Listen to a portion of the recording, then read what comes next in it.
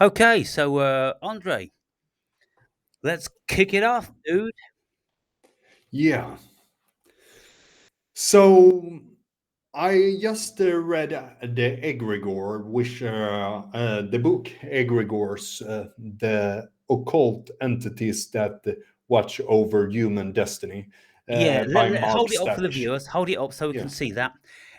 Egregores by Mark Stavish, Yeah. right? And so I mentioned to you that I read that book some time ago. It's about the only book on the subject of any magnitude. Okay, yeah, we got it. Yeah.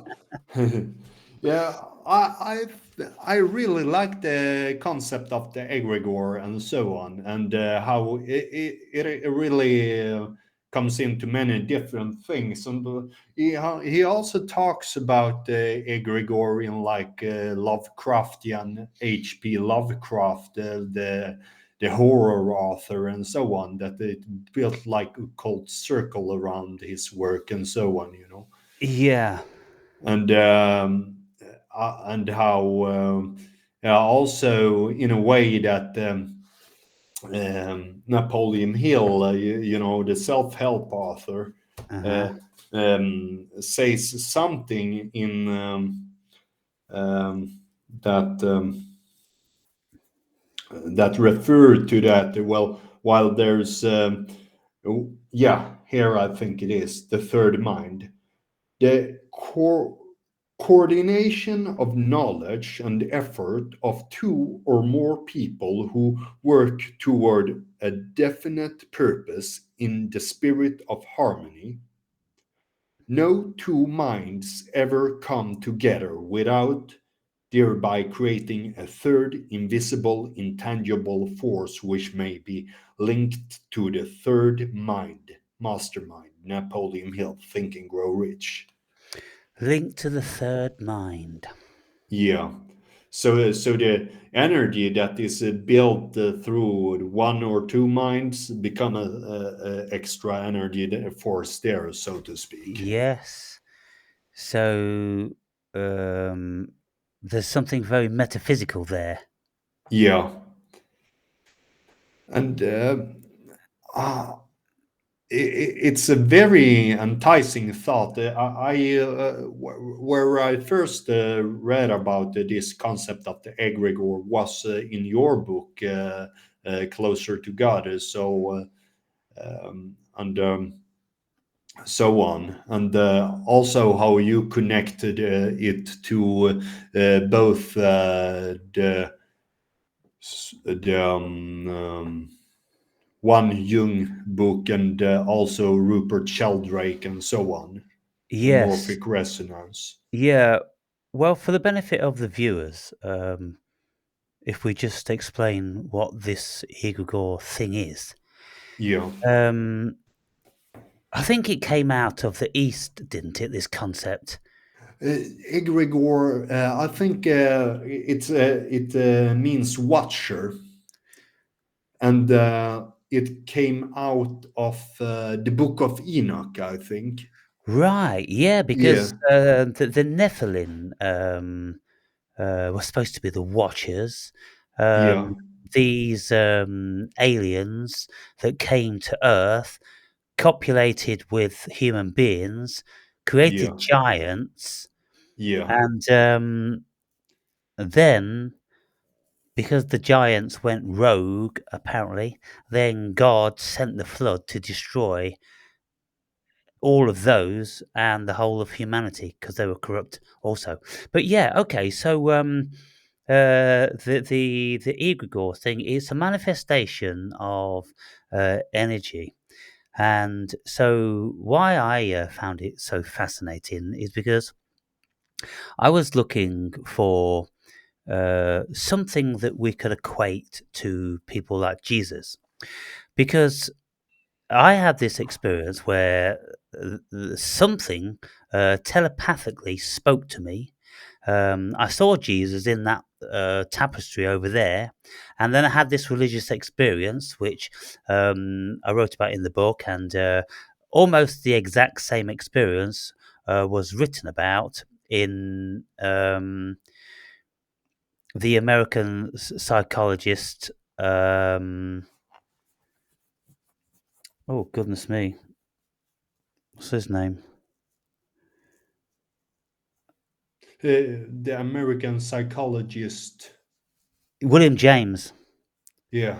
Yeah, so William James wrote this book called Varieties of Religious Experience because he wanted to study that phenomenon.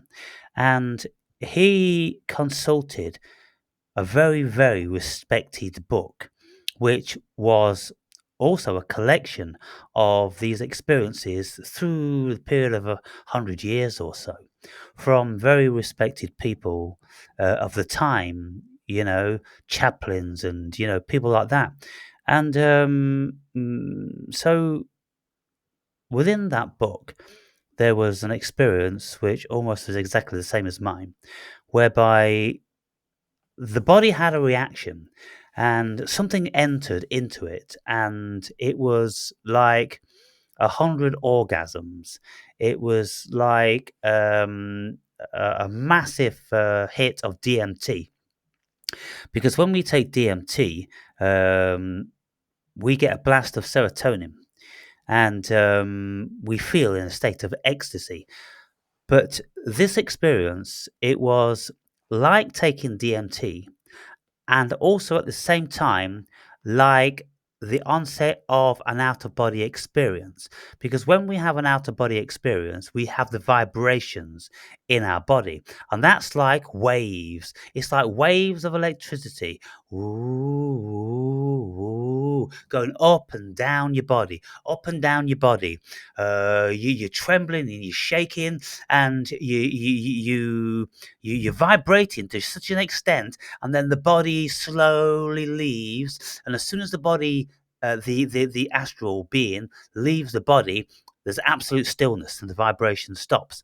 But when we have these out of body experiences, and there is a transition between our spirit or our astral body leaving the physical body, and it's like thunder. It's like, whoa, oh, you're shaking like this. And this exact same thing is also described in the Emerald Tablets of Thoth. Because in one of those tablets, he describes entering into other worlds, and you get there by being absolutely still for a long, long time, and then the vibrations come on, and then you leave the body. So that's exactly what happens. And I used to practice, having these out of body experiences, and I used to lay absolutely still, not blinking, not swallowing, not scratching, not moving a single millimeter. But thinking all the time of your spirit getting out of the body.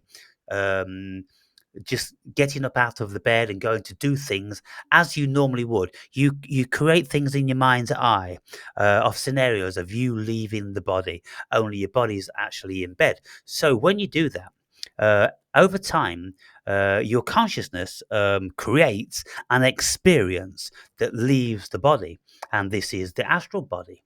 And so when I had these astral experiences, every single time before the astral body left the physical body, there was all different sorts of noises and vibration, and then the body would slowly be wrenched. The astral body would slowly be wrenched from the physical body, and then once you're out, it's absolutely still and quiet.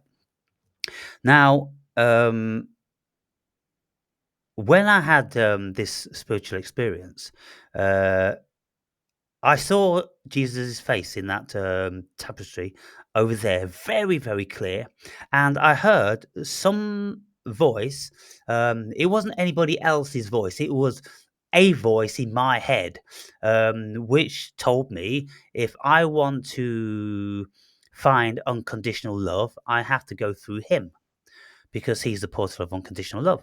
And so I was streaming down with tears and shaking, and it was really, really bizarre. It was very powerful. That lasted for about a minute or a minute and a half, and I was absolutely blown away by that. So then I'm like, well, what was that? what was that energy which came into my body, which was like a DMT experience, which was like an astral body experience. There's an energy there which is very, very palpable. And so I started to research this sort of thing. And then I came upon these egregores. And the egregore is said to be an energy form. And the energy form can, on occasion, if the amount of influx of human conscious energy becomes so powerful, the energy form will make manifest as a physical being. Now, um, lots of people who have religious experiences who see apparitions of Jesus or Allah or Buddha or angels and devils and all these different sorts of things, they physically see them, um, and on occasion you can uh, feel, some incredible energy which comes from them. And so it's kind of like, well, could that experience I had um, be experiencing Jesus's egregore? Um, because when we take DMT and the DMT entities speak to us and tell us stuff, and they play around with us. On one occasion, when I took DMT, standing up in the forest, um, I had such a powerful burning feeling in my heart and solar plexus that I was dropped to the floor and I was clutching at the ground and grabbing at the dirt, and I was pleading with the DMT gods to take that away. And the gods said to me, the DMT entities said, you couldn't take any more of this love, could you? And I was like, no, no, take it away. And so that's a very much a religious thing. It's a very biblical thing, because in the Bible it says that the human being would surely die if they looked into the face of God. And if they experience God's love. And it's kind of like, whoa, well, that rang true with the DMT thing, because in the human experience, for whatever reason, the emotions we feel are very, very low level because the physical body can't stand them. It causes too much pain. Can you imagine love causing pain? I've had this DMT thing lots of occasions whereby the love has burnt my heart. It's been like a cannonball, a red hot cannonball, right in my Mm. heart and chest. And it just aches and it pins you to the ground. And I've had this taking DMT, I've had it taking psilocybin, and I've had it smoking cannabis resin. So there's something about these entheogens which take you into this portal or allow an energy to come into your heart and vamp up the feelings of love and ecstasy. And so because so many people over all these years have been focusing and praying and directing their energy towards this Jesus guy, whether he was a real being, whether he was the Son of God, or whether he was just a figment of people's imagination, whatever. But now he's been built up into a fully fledged ego of enormous power. Yeah. And so, because of that, he can make manifest, visually in certain circumstances, and he can have his energy made manifest in your body. And so, this is what lots of spiritual experiences are about, because millions of people have had them, and it's a full blown phenomenon as to how that comes about. So, yeah, the egregore is an actual thing. Um, and it's certainly something to be reckoned with. And it's certainly a hypothesis that does account then for archetypes.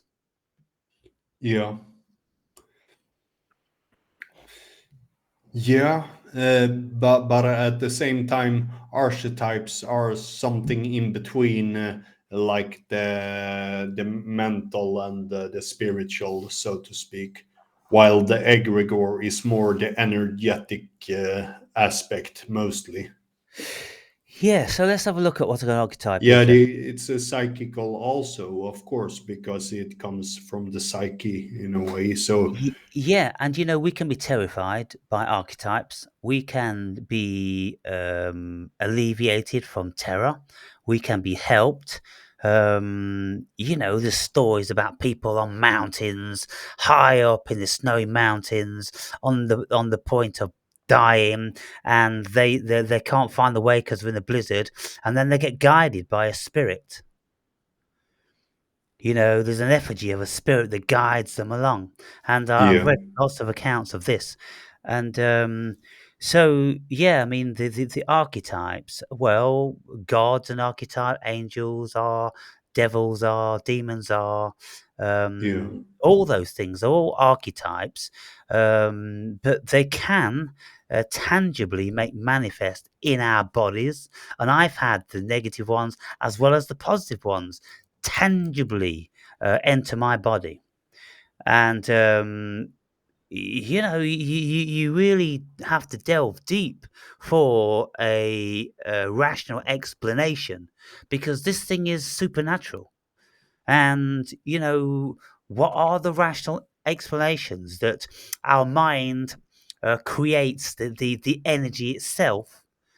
Um, and I would say that no, because these experiences that I've had, they've come about spontaneously. I've not put a massive amount of thought and energy into them. hmm. Yeah, because uh,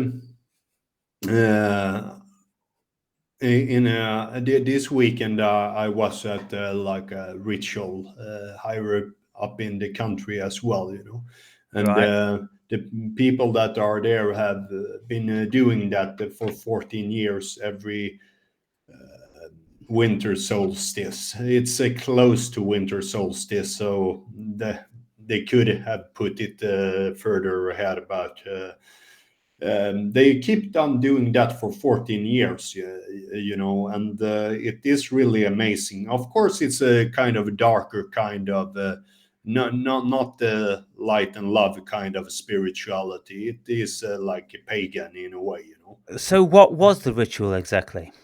It have some speeches. There are pig blood, and there are like um, certain things that uh, one take like a grains in the hand and throw in into to the fire to have either an open intention or a closed intention within what that should germinate within and so on, Right. and also to keep like the ancestors alive and so on, Hmm. and it's very much like we had in Scandinavia something called the Tomten, which is where Santa Claus originally come from. It's a little gnome, and that is Right. gray. He was called the little gray one, Right. and people believed in him for a very long time. Into like the 1900s and so on. Even I've heard that there is even old people that believe in the little gray one today. And Well, if you don't treat your animal the right way, then you will suffer because they will plague you. right. So everybody was treated the animal with respect, not only because of that what you should do, but also because the little gray one was watching over you. Right. And he, one more thing which was interesting is like um, he who held the speech and so on. He said like the little gray one. He hates Jesus Christ. So he did not accept if you gave him a metal spoon, so he wanted a tree spoon because the metal spoon was associated with Jesus Christ, so to speak.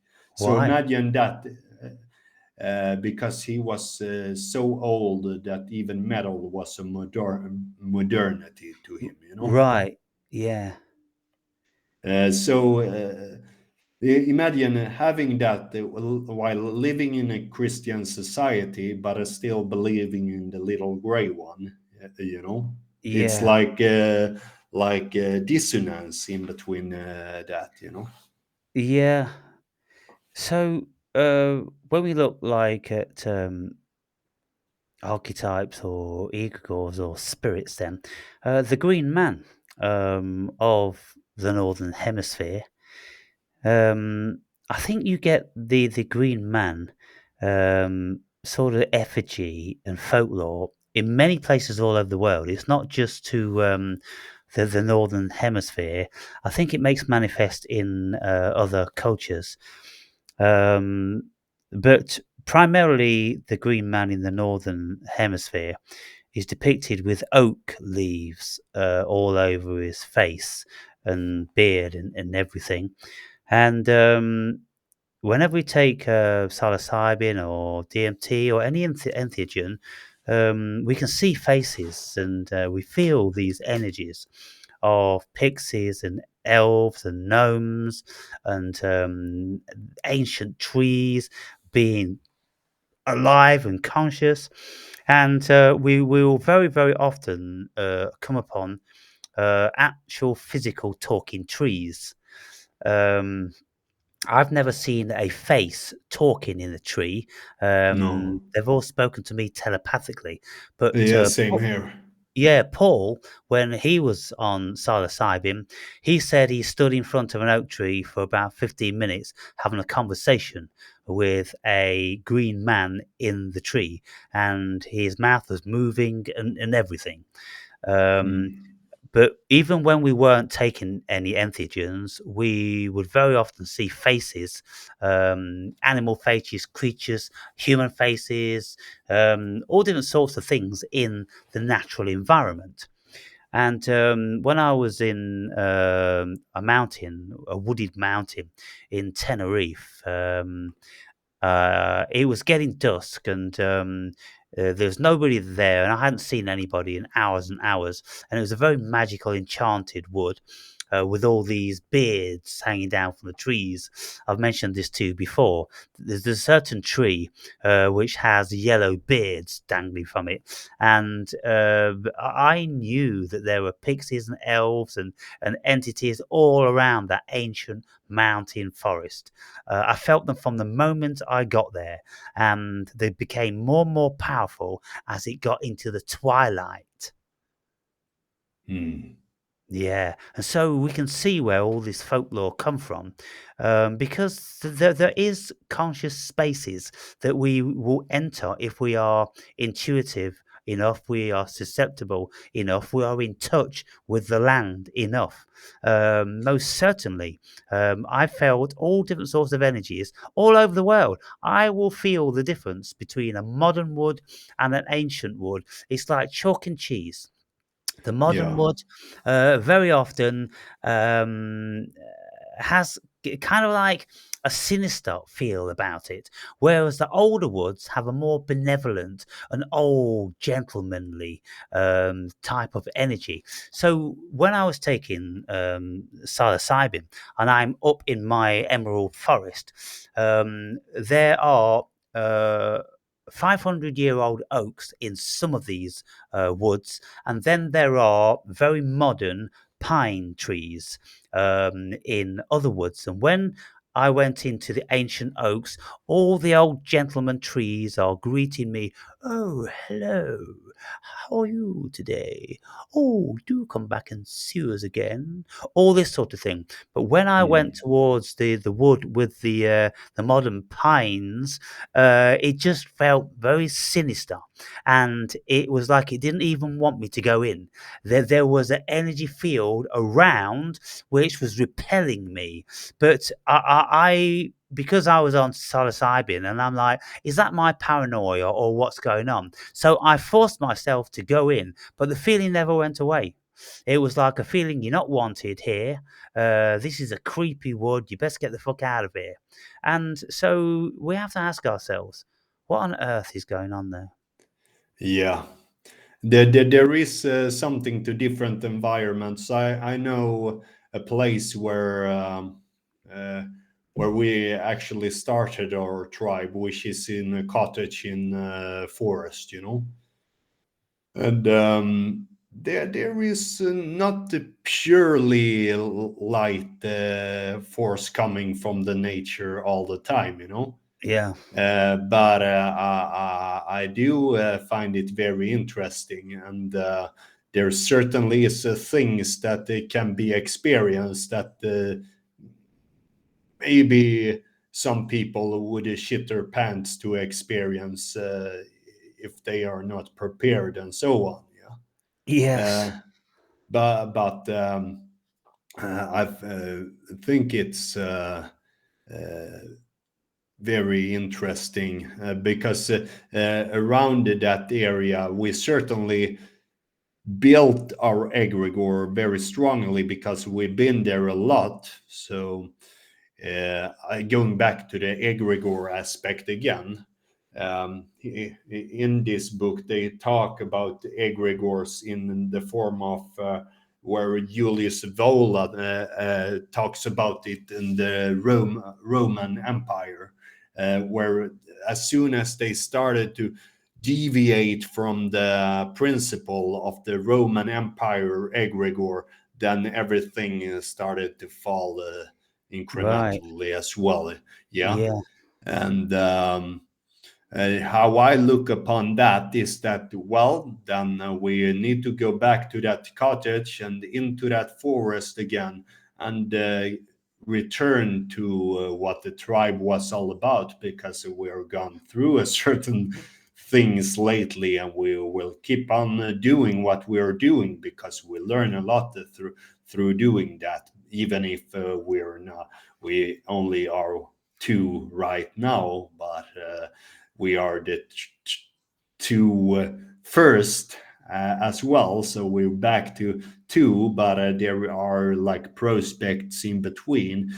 And maybe create something the same that which worked to begin with, you know. Hmm. And we have a system for not any snakes to come in this time, you know, because we're Right. experienced it already, and we Yeah. are also made our certain changes that allowed for the wrong elements to come in and so on. Yeah. Remind me about snakes because I want to speak about snakes in a minute. But before I speak about that, going to speak about Yahweh being very much an egregore. You see, if you look through mythology, you'll see the origins of Yahweh.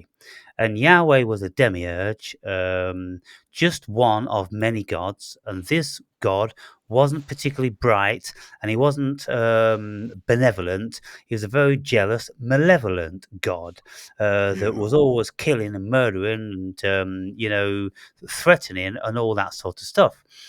Now, over the years, because people focused their energy on this character, then he grew more and more in power. And because he was um, an egotistical, narcissistic egregore, he always demanded blood sacrifice. And in the Bible, it says on many, many occasions that Jehovah or Yahweh found the smell of burnt flesh very soothing and it Hmm. pleased him. And that's why he told his chosen ones always to do these burnt sacrificing because he found it very pleasing. And so when biblical scholars look at that, they ask the question, what the fuck's that about? How can a god, a non physical god, take pleasure from the physical burning of an animal. Why did this god profess to take the greatest of pleasure from it? Now then, because he was a narcissist and because he was evil, you can also assume this was a liar. And so, if we consider that he never took pleasure from the smell of it, but he took pleasure from the murder. He took pleasure from the actual killing in his name. He took the pleasure from having power over people to kill in his name and on his behalf. Now, we know that this is what he did because he got many of his followers to do these things. And one of the classic example was Abraham. He told Abraham to sacrifice his eldest son to him if he really loved him. And Abraham was going to do this until just as Abraham got the knife to Isaac's throat, then apparently an angel came and said, not really, not really. God was just testing you. But you see with all this level of stuff, these egregores are between the spiritual and the physical. Yes. I started to think about a certain aspect here also. Yeah, he we have talked about narcissist. Hmm. At a certain point, he appeared worried to me, and I think he was worried in a way because he said when he was tripping, he experienced he had a snake on him. Then he was like, was that a good thing or was it a bad thing? Was it a good thing? Like, uh, yeah, then Nicholas and I said like we shouldn't. That he probably not should allow that kind of stuff in, because he never knows what it is, don't submit to it. Well, Then later on, he said that yeah, it had a motherly feeling. Yeah, motherly. It's feminine in a yeah, way, so it's deceptive because it's like that. And right. of course, there's a different symbolism on the snake as well. But I also bind it to his character, like the snake, And then taking the picture that I have on my wall in that room over there, where a man holds a snake like that and a sword like that, then I think, yeah, I I am an opponent of snakes. I don't allow them. Yeah, the thing is about snake mythology. All the accounts I've read uh, of ancient mythologies and religions and everything like that, the only occasion when the snake was demonized is in the Garden of Eden. Yeah. All other times, all over the world, in all other cultures, the snake represents benevolence and wisdom. Hmm.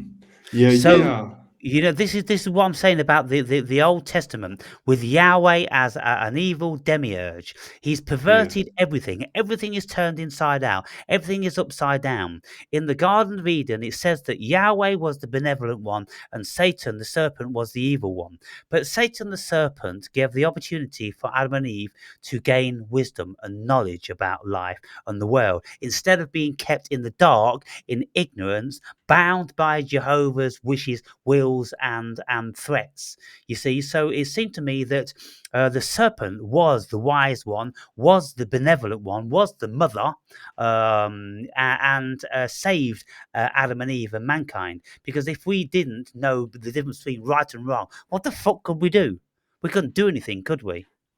Yeah. Yeah. Because that is a thing. Like I don't take the one or the other, because I'm suspicious of the snake because it's feminine like that. You know, it uh, can seduce people and so on. Like it's same when you say see a girl outside. It's so seductive in a way when they are pretty and so on. And they also have this, like, girls are not that. Um, they are okay with being a liar a little bit, you know. Mm, They lie a lot more than men, I think. right. Well, I Just don't. to like give a little white lie here and there, you know. But a little white lie here and there becomes a little too much lying, I think. So, do you remember the cartoon Jungle Book? Yeah, but I don't remember it like how it was, because I was like this Yeah. little when I saw it. Okay. So, in that story, you've got the bear. I think it's Yeah, called Boo Boo or something. Then yeah, you've got the the character. What's his name? The boy Mowgli, I think. Mowgli, and Yeah, then you've got the snake. And the snake is always trying to trick Mowgli into its trap, into its coil, so it can eat them. And so the snake comes out the tree and is going, trust in me. And the eyes are going round and round and round yeah, like spirals, trust in me, trust in me. And so the snake in that picture is depicted as sinister and yeah, deceptive and dishonest and all those things. yeah, And so that's a curious depiction, and I wonder, um, did the writers of that story take the sinister character out of the Old Testament? Because on no other accounts, like I say, in all mythologies, have I ever heard that the snake was a trickster or evil or anything like that. Always been very revered, and this is why snakes are, very much emblematic symbols, and even Asclepius, the first real practitioner of health outside uh, Hippocrates. Um, Asclepius came before Hippocrates, I do believe. And Asclepius, the sign for that is a staff with a snake around it. yeah. That's. Yeah, I know you have that stuff also, Yeah. and uh, you know, Asclepius have the staff with the snake around, but Hermes, he have a staff with two snakes around. Can you see this? Yeah. This is an actual tree Ah. with which created itself like this, and this stick on the outside of it is also a vine which crawled around it, very much like Asclepius' staff. Yeah. So that is an absolute fantastic, unique find. Huh. Absolutely beautiful, that is. Um, so, yeah, then a modification of Asclepius' staff is the caduceus. The Yeah. caduceus is the symbol for pharmaceutical companies. It's supposed to be the symbol for health, but in America it is because it's overpowered Asclepius' staff. But in Great Britain, we still use the one snake wrapped around the staff, which is Asclepius staff. Whereas America, they have two snakes wrapped around like a sword, which is the Yeah. caduceus. Caduceus Caduceus. is that Hermes? Yes, yeah. Yeah. Stuff. Yeah. Okay. Okay. Yeah. Yeah, and so the snake again, for healing, Yeah. and benevolence, and you know, all that different sorts of stuff. Yeah. But what we find is with symbolism all over the world, they are always inverted. they're always used for good and bad and black and white and all that different sort of thing. That's the yeah. nature of symbolism. They encompass everything. But in a way, one can use it for either or.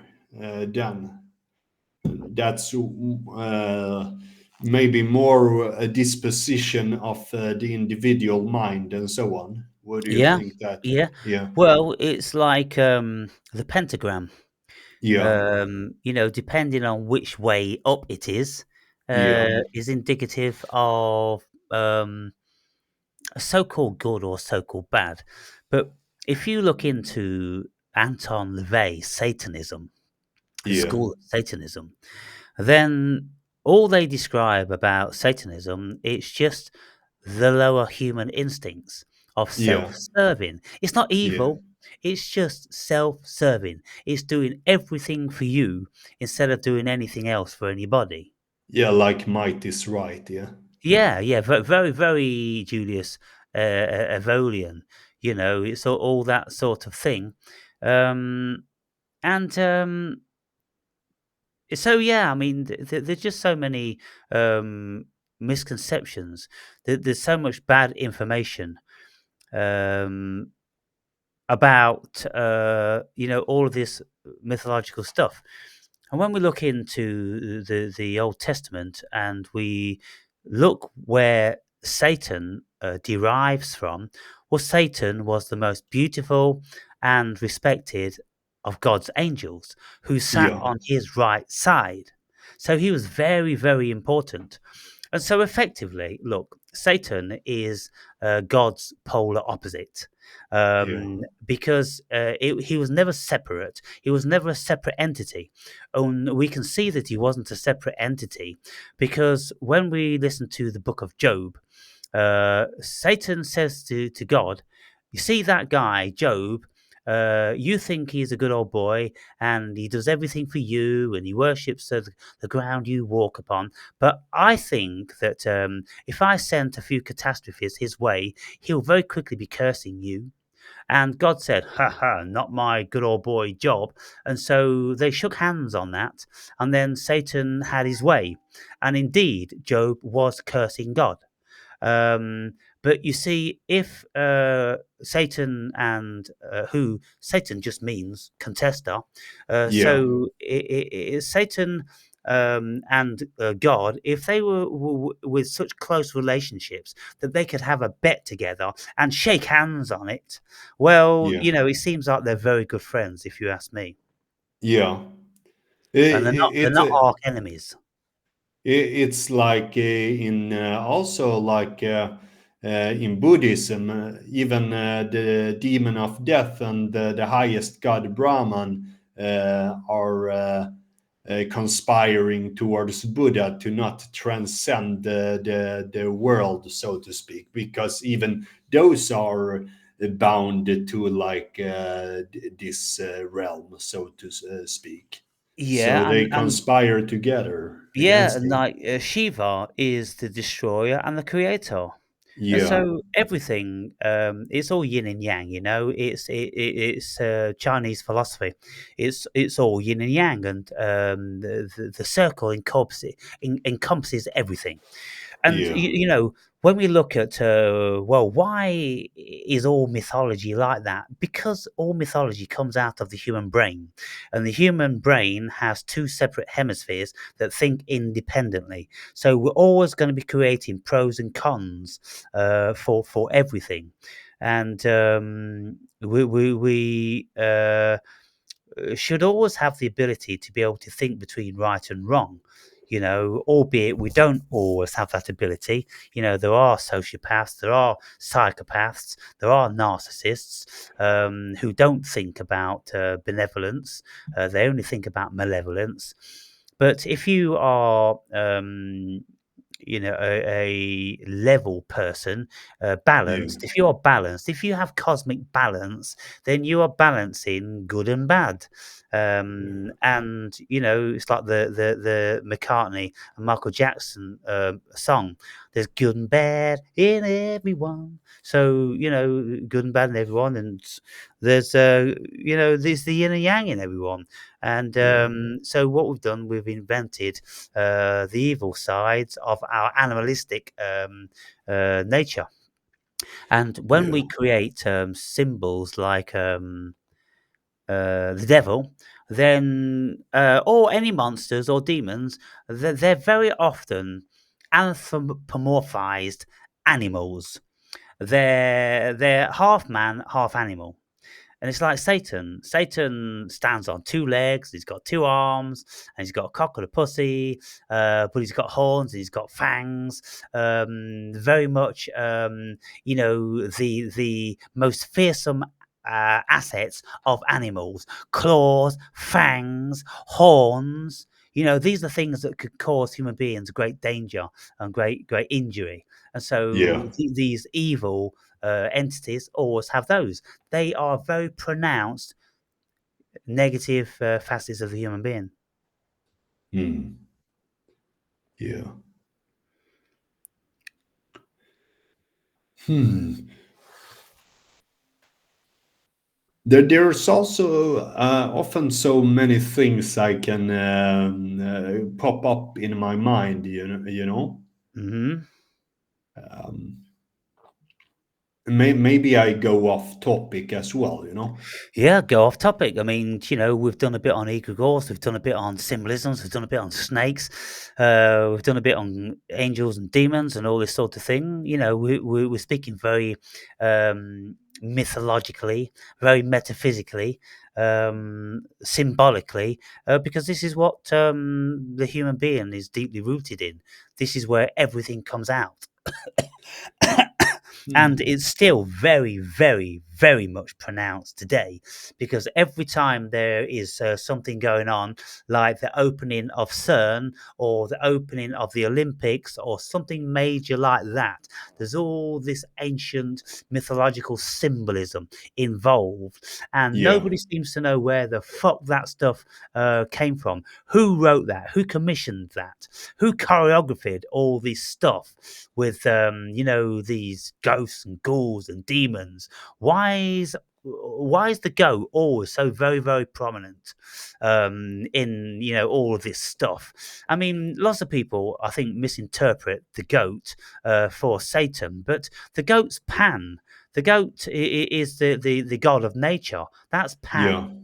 Yeah. It's very raw force of nature, so Yeah, to speak. it's very raw, it's very animal. And so Yeah. again, then this is what you see. It's authors like Dante which created the physical um pictorial facets of the devil, because there's no description of the devil at all in the Bible in any shape or form. Hmm. And so that all comes out of authors and people's Yeah. imagination. Yeah. Hmm. I was thinking about there is one person from the former tribe that still like want to go out and take a coffee with me and so on. When we split, I think they just was like left with a couple of them on one side, and then two of us on the other side. Hmm. But this other dude, I can't get my head around why he want to meet up with me at times, because he seems genuine, but it's like in a way, yeah, I expected him to say what his intention was. Maybe it just is because he likes to sit down and have a coffee. But Hmm. I'm not the kind of guy that. Like just to sit down and have a coffee just to enjoy. They must have a like a deeper purpose in Yeah. mind. Yeah. And I think he kind of thinks. I like him too, so it's not that. And he's pretty sharp in certain ways. You know, he has a kind of a like pretty authentic in a way, you know. But I can recognize like he's drawn to what is comfortable, even if he's disciplined and so on and train and so.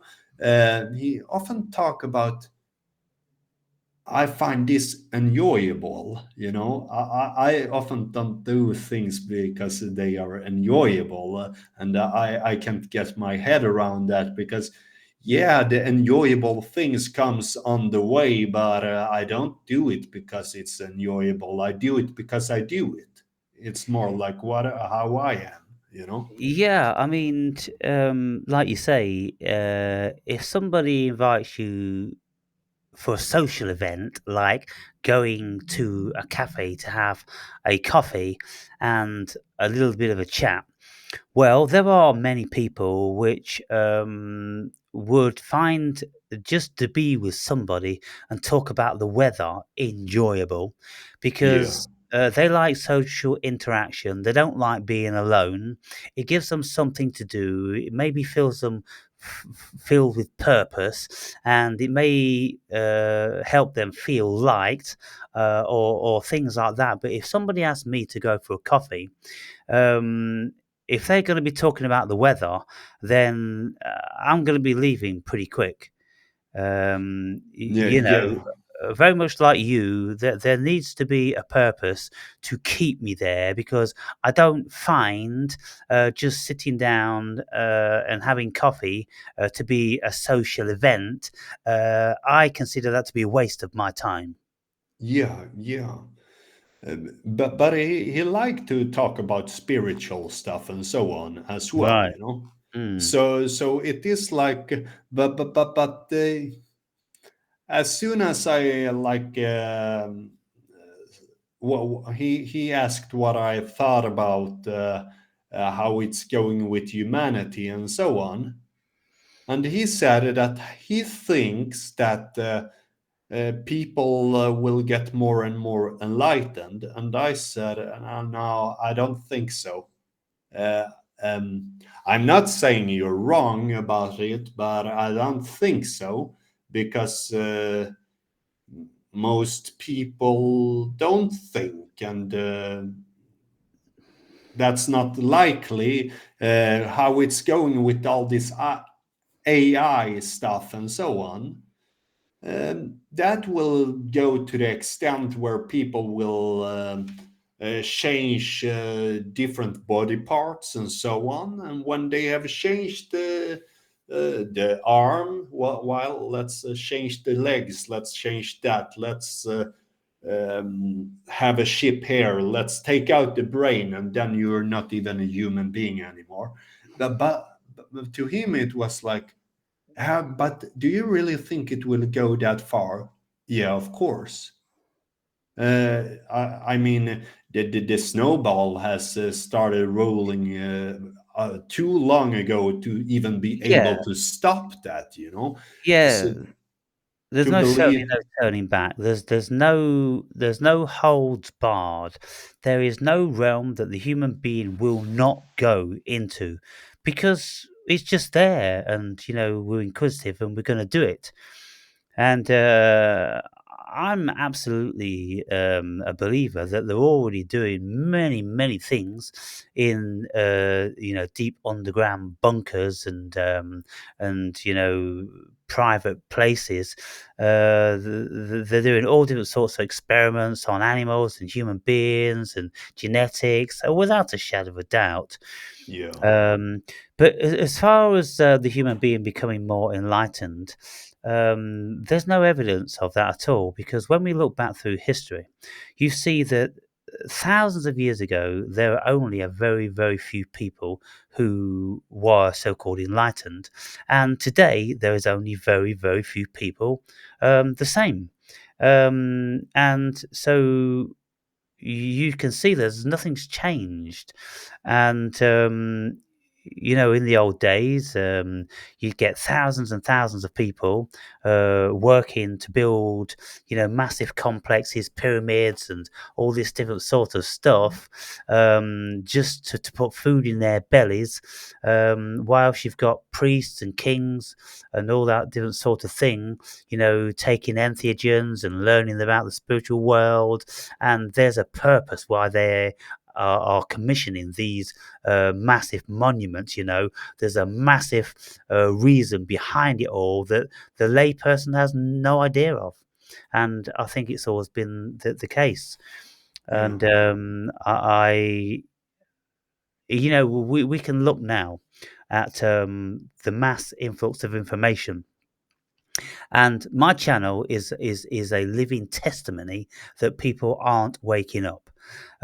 Because for the 15 years that I've been doing what I've been doing, saying the things that I've been saying, if people were waking up, then they would absolutely be compelled to talk about this stuff and to want to get together and to want to pick your brains and all this different sort of thing. But I'm just speaking to the dead. I'm speaking to the dead. Since our last conversation, nobody else has come forward. I've got a Mm. conversation with somebody tomorrow, but these conversations are very, very few and far between these days. And, with most of the people that have ever come forward, in recent times, uh, they don't know anything. They've had no Yeah. experience. And you think to yourself, where the fuck you been all your life? Where have people been all their fucking lives? That they haven't Yeah. had all these different sorts of spiritual and entheogenic experiences and, all that sort of stuff. What the fuck have they been doing? Yeah. Yeah. Yeah. Yeah. It's preposterous. And there, yeah, there are so much things to do. I mean, even when I have my vertigo, I stand on the wobble board and I do different kind of exercises. Try to stay on one leg on the wobble board because I want to. If I have this problem, I want to at least, if I get out of it, be better when I get out of it, even better than I was before. Yeah. So there are so many things to do all the time. I sat down with my friend today. We read a book called The Hermetic Tradition by Julius Evola. And we talked about that book together and so on. And then where we have around the full moon, we have a kind of ritual every full moon. And this full moon that is landing on Sunday is in the Gemini, the twins, Hmm. and so on. So there's all the themes that go into these things as well, and I my mind just to think about those stuff and others stuff. It just like if there is something I should do, like they demand that I should search a certain amount of jobs and so on, I almost forget to do that, but I do it, but Hmm. it's not like on my highest priority thing Yeah. list or anything like that, because there's so many other things that's so much more interesting, like playing the guitar, like even yeah, reading books and going to the gym and yeah and I met a dude at the gym. I met him like 3 times before.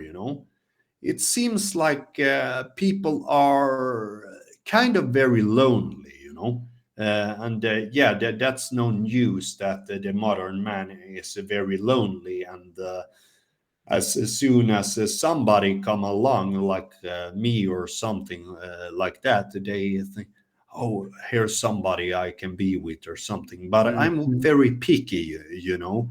Okay, he's dealing with this and that, maybe not, maybe a little bit off, but okay, he's interesting to talk to because he had read Voltaire and such a thing and so on. But I also recognized that he was a complainer about this, and that, and I don't like people who complain about every thing in life. So I kind of told him that, yeah,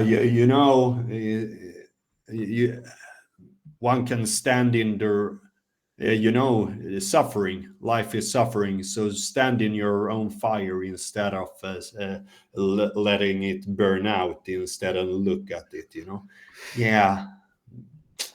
Yeah, I find that with all the people that I speak to in the gym, Yeah, which isn't a great deal, but uh, over the years, there's never ever been a single occasion where I've said to them or they've said to me, hey, let's meet up, and let's go for a coffee, or let's do this, or let's do that. There was only one occasion when I did actually meet one guy, and it was just yeah, to go out to do DMT because I'd give him the mushrooms, and he changed his life. And yeah, I spoke to him about DMT, and he said he'd love to do it. And I'm like, okay, well, I can offer you that as well. So we went to do that, but then we've never said like, let's meet up again, let's do this or let's do that. But when we go to the gym and when we meet each other, we're standing talking to each other very in depth for a whole hour. And then we just have to say, okay, we best get something done now. So we have a great connection, but neither of us want to invite the other one into our lives outside of the gym. It's like going yeah. to the gym as a safe place. Yeah, you're pointing the finger at something that I kind of feel also in a way. But certain people, I think, if I build a relationship, he will gain something, I will gain something from it, because there will build something very interesting out of it. Because, like, I met a person at the gym. He has a necklace, a golden necklace. Where there is a picture of a Roman god. Right, It's Fortuna, the god right. of fortune. Uh, so I talked with him, and he also had like tattooed like the all-seeing eye here, Uh-huh. and also he has a swastika here. Right. So I told when I saw him the first time, oh, what kind of tattoo do you have here? Oh, it's a swastika. Yeah, he said, not that kind of swastika. Yeah, that's okay because I like both. I said to him, and Yeah. he started to laugh. I like it this way and that way. Yeah, it Uh, was a Hindu swastika though. yeah, yeah.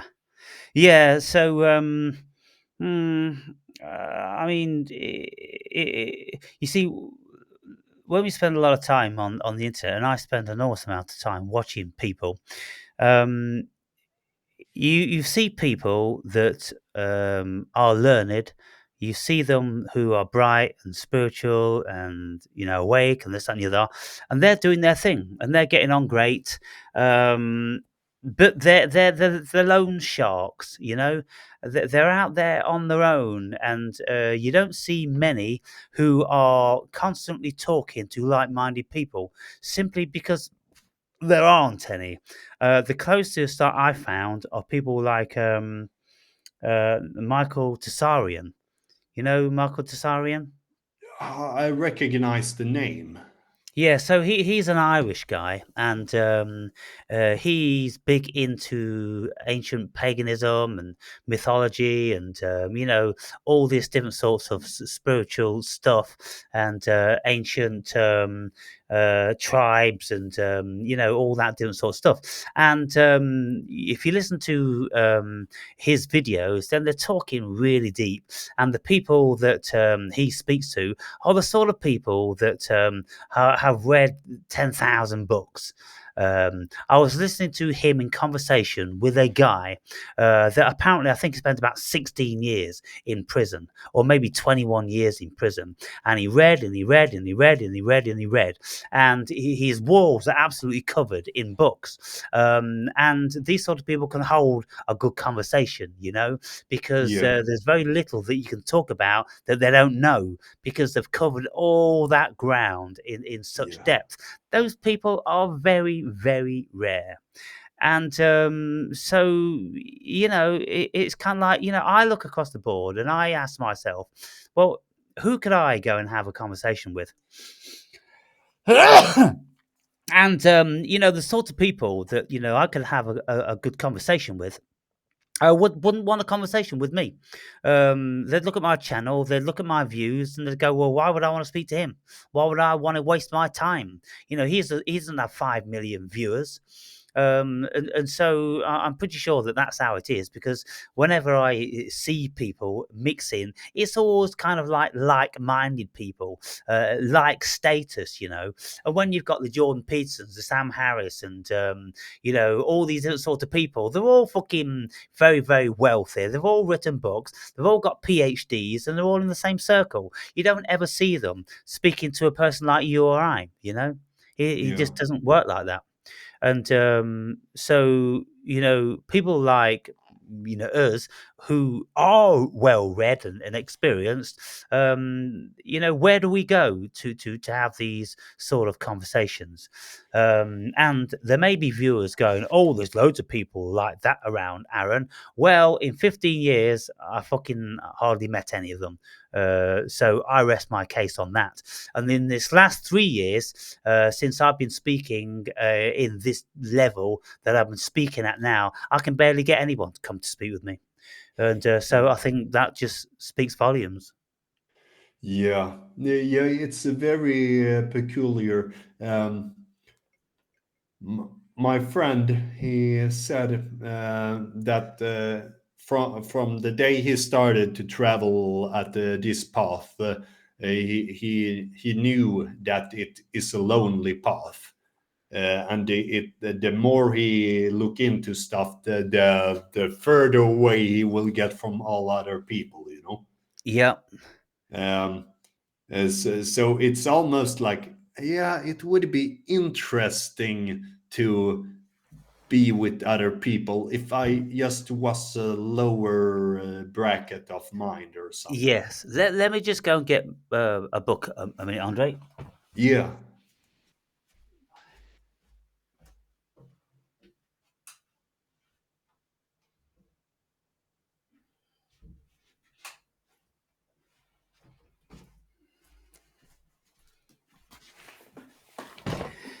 And of course, one of the major reasons is because very, very few people dedicate their lives to the path, the way. For this Yeah. past 15 years, it's been my vocation. I haven't worked a single day in these past 15 years. I've read thousands of books and listened to hundreds of thousands of videos. And Yeah. so there's not too many people that can compete with that level. And when you get to this level where I'm at now, you speak so outlandishly. Um, about things that the vast majority of people have never even heard of. Yeah. And they just think you're bordering crazy. They think you're crazy. You've had too much drugs. But they've got no idea that you're speaking from books which were written hundreds or thousands of years ago. And the most intelligent people on the planet, then they know that stuff too. So in this book here, Yeah. Book of Spirits by Alan Kardec, uh, in one part, it was saying things. You see, I got recommended this book by one of my viewers who said, "Hey, Aaron, here's a book by this guy, and he's speaking about lots of the things you talk about. You might find it interesting. So I did. I bought the book, and it is interesting. And so here it says about the soul. It says like, what is the soul? Um, an incarnate spirit. What was the soul before it united with a body? A spirit. Souls and spirits then are the same thing. Yes, souls are only spirits. Before a soul enters with a body, it is one of many intelligent beings that inhabit the invisible world. In uniting with the body, the soul temporarily assumes a material form as a way of bringing about its purification and enlightenment. Is there anything in human beings beside the soul and a body? Yes, there is the link that connects the soul and the body. Can you describe this link? It's semi material. In other words, it is by nature midway between soul and body. We've just been speaking about these sort of things like an egregore. Yeah. So without it, the soul and the body could not communicate with each other. That's the purpose of the link. It makes it possible for the spirit to act on matter and for matter to act on the spirit. A human being is formed of three essential elements. The first element is the body, which humans have in common with animals. Human bodies and animal bodies are animated by the same vital principle. The second element is the soul, or incarnate spirit. The spirit dwells in the body and acts through it. The third element is an intermediary between the body and the spirit, a semi material form called the perispirit, aka a spiritual body. It constitutes the spirit's innermost envelope and unites the spirit with the body. They resemble the parts of a fruit, core, perisperm, and flesh. Is the soul independent of the vital principle? As we have said, the body is only the envelope of the soul. Can a body exist without a soul? Yes, the body continues to exist for a time after the soul has left it. Before birth, the union between the soul and the body is incomplete. But once this union has been definitively just got an itch. Definitively established, only the death of the body can destroy it. Then and only then can the soul withdraw. The soul can't inhabit a body deprived of organic life, although in certain cases organic life can vitalize a body without a soul being present. Now, this is really, really important because I've been saying for a long time now, lots of these so called human beings that are walking around don't possess a soul. Now, this book, all this information, this person is having a conversation with a high hierarchical spirit in the afterlife. And this person with this organization, this book was written pre 1875, 150 years ago, Andre. And when people were holding seances with spirits and asking them all these questions, and, with mediums asking all these questions, and this whole book is a question and answer. And, it's quite a substantial book. So they are actually saying here that there are instances when organic life can live without the soul being present. Now that's Hmm. powerful, and that's what I've intuited. And so, Yeah, I know. I know you have said it many times before. Yeah. but nobody would be in allegiance with me. Everybody would think that's preposterous because what they've been told and how they've been indoctrinated. Let me read another bit, Andre, which is also very powerful.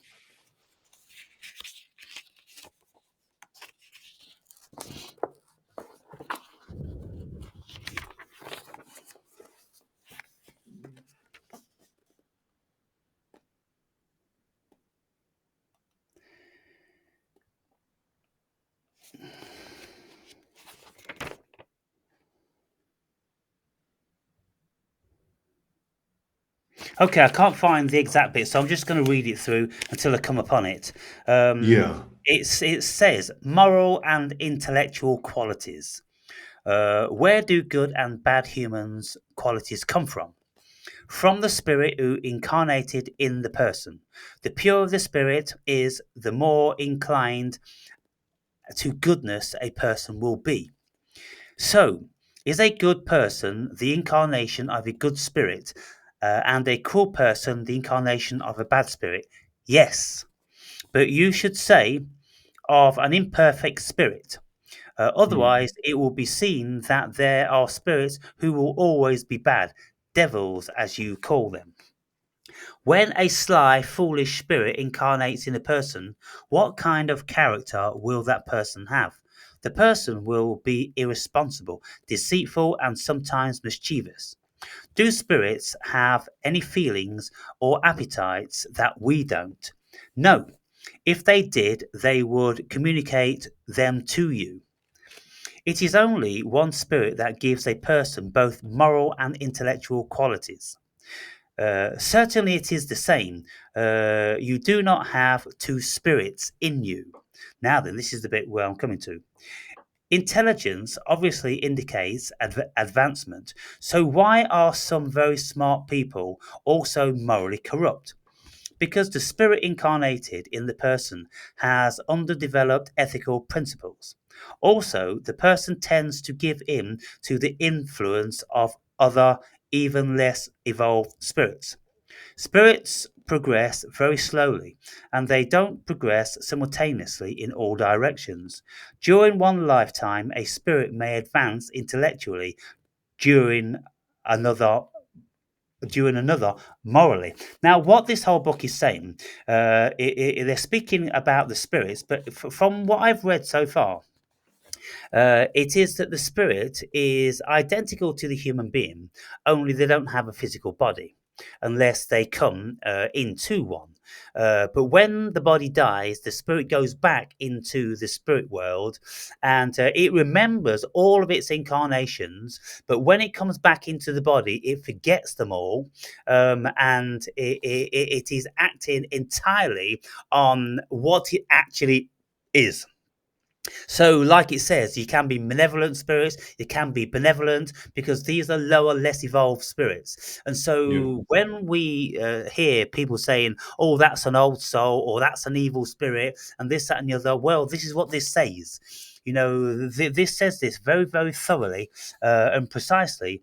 I'm only like one third of the way through this, so it's Mm. really, really interesting to me because it's addressing lots of the things that I've been thinking about and what I have concluded through my own personal knowledge of spirits entering and leaving me. Now, here, because the spirit incarnated in the person has underdeveloped ethical principles, also the person tends to give in to the influence of others. Okay, I've read that. Some people believe that our various intellectual and moral qualities are the products of many different spirits incarnated in one person, with each spirit having special roles. How should we view this theory? Now, this is exactly what I've been saying in recent times. I'm Yes. saying that I absolutely know that there are other entities within me, and some have gone, and some have been and gone, and some still reside. Now, I don't know whether they are spirit or whether they are soul, because to look for the definition of spirit and soul is very, very complex, and it changes throughout all religions and philosophy. But here it says that a spirit is what we fundamentally are.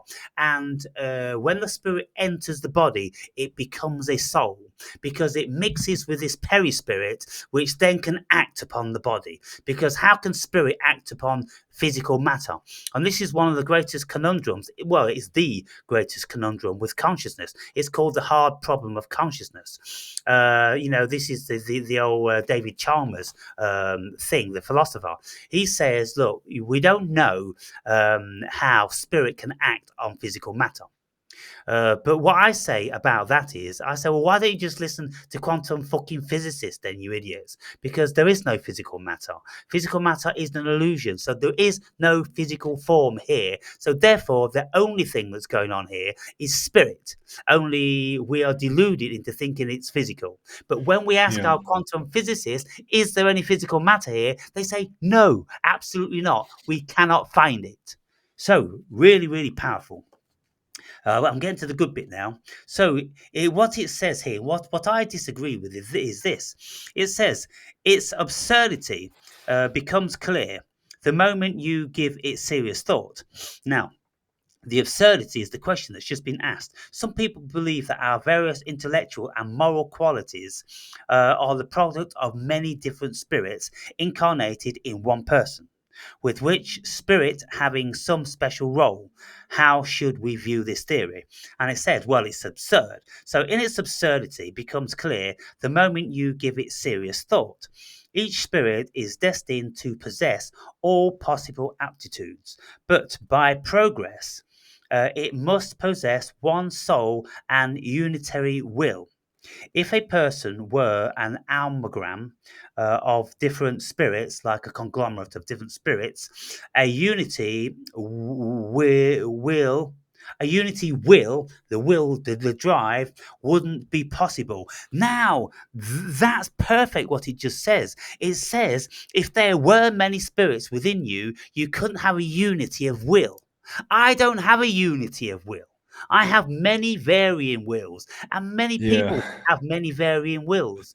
You know, you Yeah. have a will that goes to the fucking gym, then you have a will that, wants to do something else, maybe take some drugs, which is not so great for the body. And then, you have a will that, wants to meditate, and then you have a will that can't be bothered. We've got so many fucking spirits pulling against us. And so I Yeah. don't know how these people can conclude this because it defies logic. It absolutely does. Because how many people only have one will? The people who only have one will are automaton.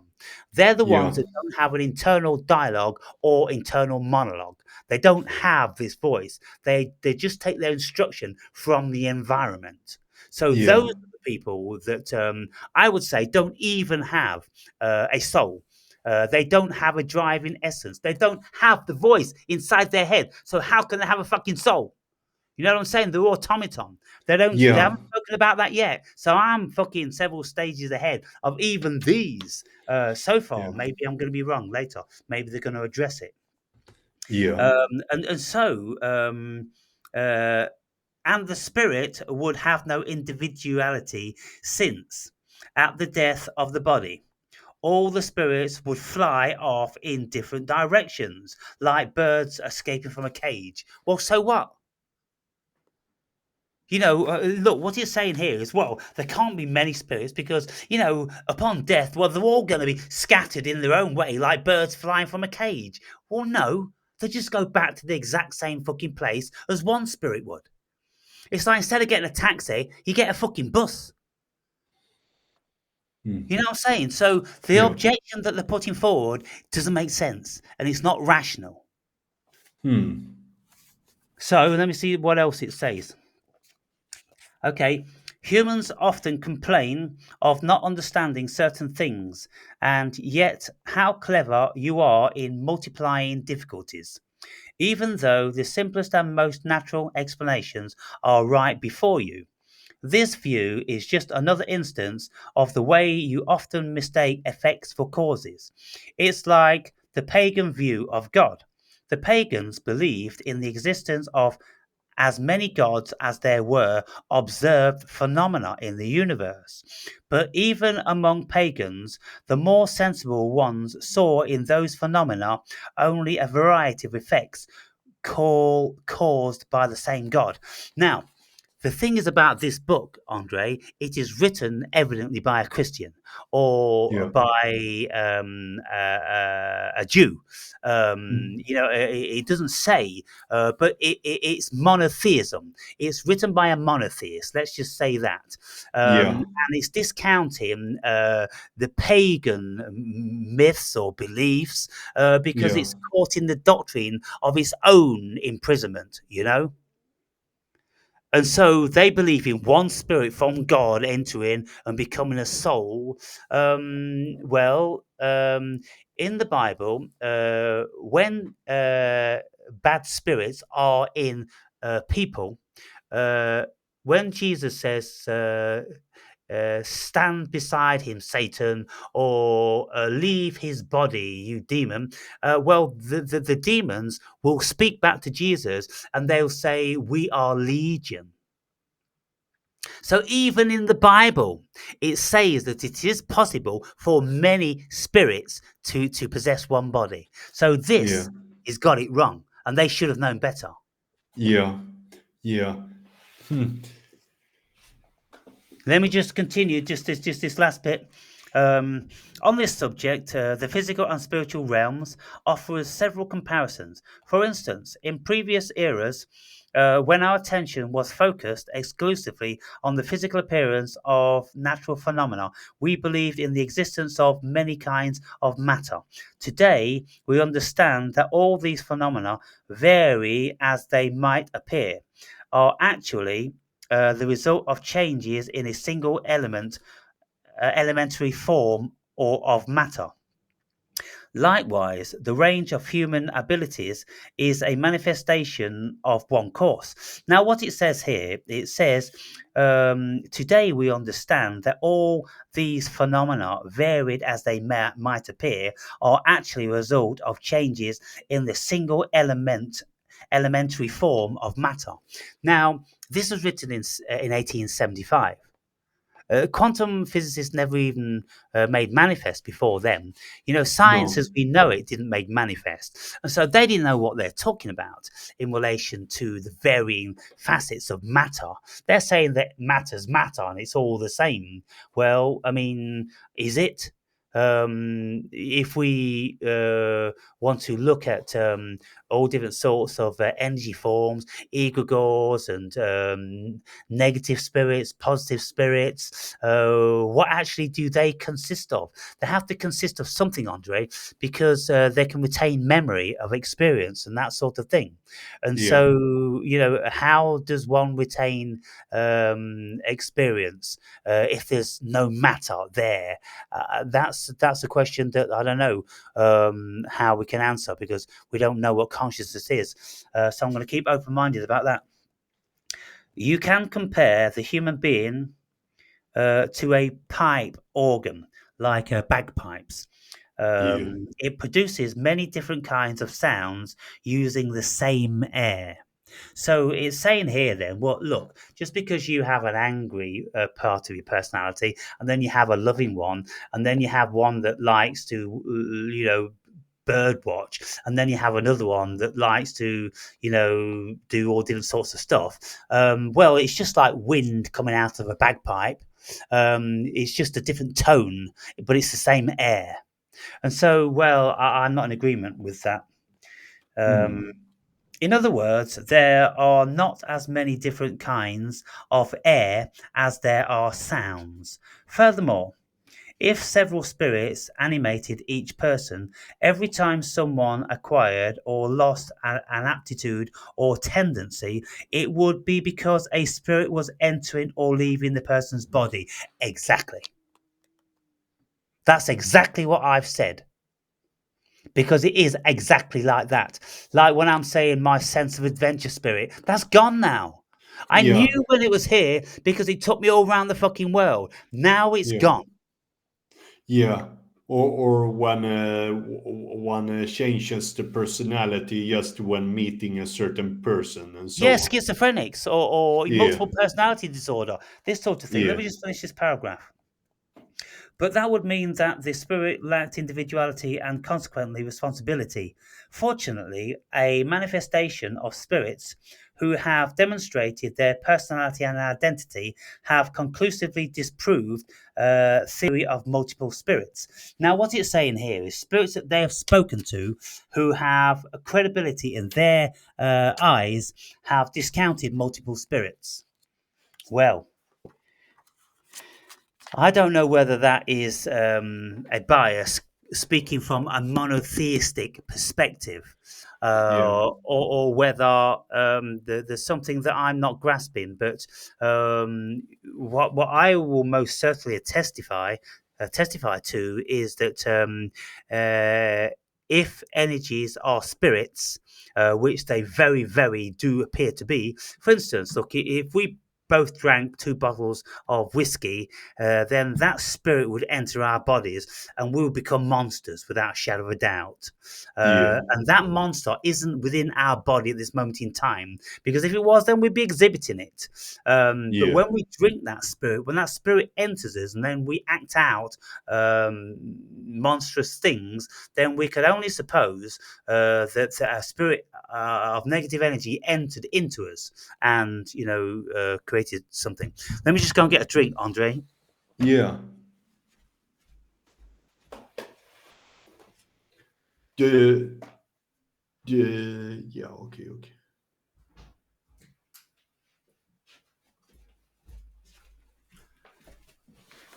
So, what do you think about those things? Yeah. I think it seems feasible that we are many different spirits. Also, that I have seen it in other people as well. Where they show something they generally don't show while being around a certain person. It just come from like Yeah, spontaneously. yeah.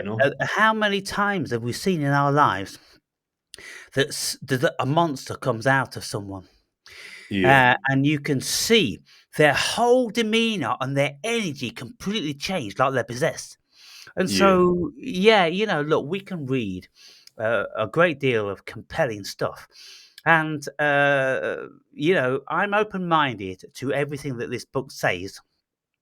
And there's been those 2 instances which have been very important for me because I've not heard anybody else speak about them.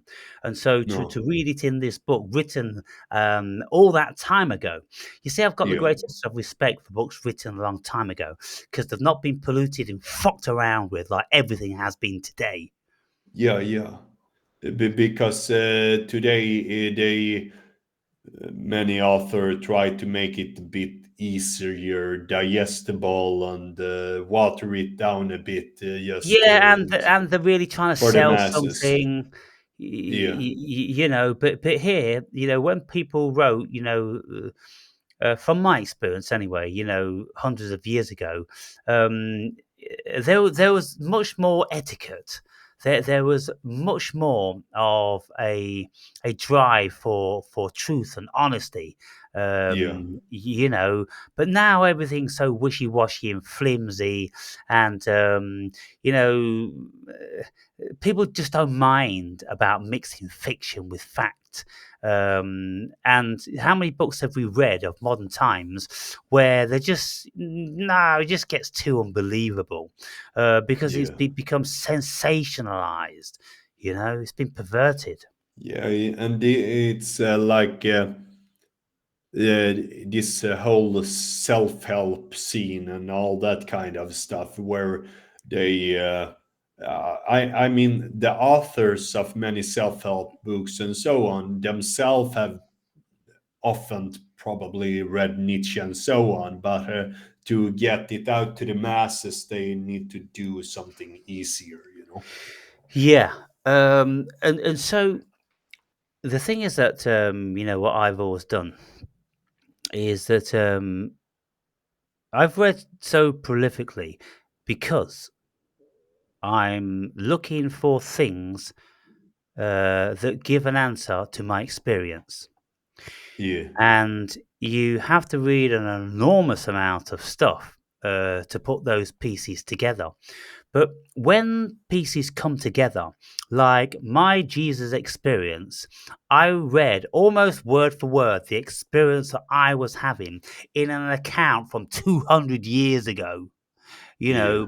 which came from a very, very respected book, which William James was reciting. And William James is one of the most respected modern day philosophers that have ever lived. That's good enough for me. That's good enough for me, you know. Um, William James didn't offer any answer to any of this stuff. It was just a compilation of religious experiences because he wanted to study the phenomenon. But when we look at, you know, how many people have these things, well, we have to take these things seriously. We most absolutely have to take them seriously. And then we have to ask the question, what is it that did that? What was moving us?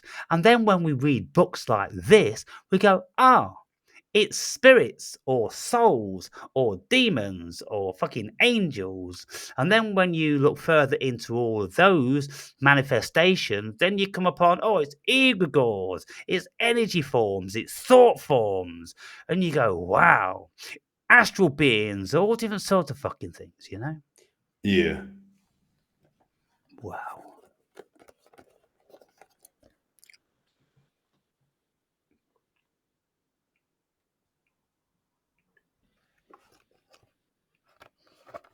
Well, my old mate, we've done an hour and Yeah. 35 minutes. Yeah. Yeah. I So think that's good. Yeah. yeah, we Be- can. So have you Because got anything to add to that for the last 5 minutes or something? I think it's a good time to end. Maybe I need to sleep pretty soon Yeah, anyway, yeah. and so on. Yeah. Okay. So there you have it then, viewers. If you've got any experiences like this, you see, what I always say to my viewers is don't tell me what you believe. Don't tell me what you think. Don't waste your time telling me what you think or what you believe. Tell Yeah. me what you've experienced. Yeah. Tell me what you know as far as your vicery, uh, is concerned. Tell me what you felt in the body, man, because all of my experiences, they all pertain to a feeling. When I had the angels, it was an absolute beautiful, blissful, heavenly feeling. When I had the Jesus thing, it was pure ecstasy. When I had the Jehovah thing, it was a right good fucking talking to. When I had the evil demon thing, it was a fucking very powerful negative thing. All feelings. Don't tell me what you fucking think, people. And if you haven't had any experience, then I suppose we'll just continue as normal with no comments.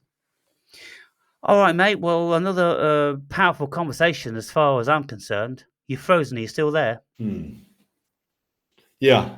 You froze for a little while. Yeah. So I was just saying, well, another powerful conversation. Really enjoyed that. We spoke about some deep shit, and we'll just continue onwards and upwards. You see, you read and I read, and so we have an Yeah. opinion about things because we've got a certain knowledge, and we couple that up with whatever experience we've got, and then we've got something which we actually can call knowledge. You know, Yeah. and so, I'm still working my way through Madame Blavatsky's Isis Unveiled. I'll read Yeah. that one in the morning, and I'll read this one in bed. So I'll read this one for about an hour in bed, and I'll read the other one for about an hour first thing in the morning. But they're both on the same theme of spirits and mythology and religion and all that sort of stuff. So Yeah. yeah, well, we'll meet again, and I'm sure we'll have another great conversation, Andre. Yeah. See you next time, See mister. you later, buddy. Get some Yeah. rest. See you in a bit. Yeah. Bye. Bye.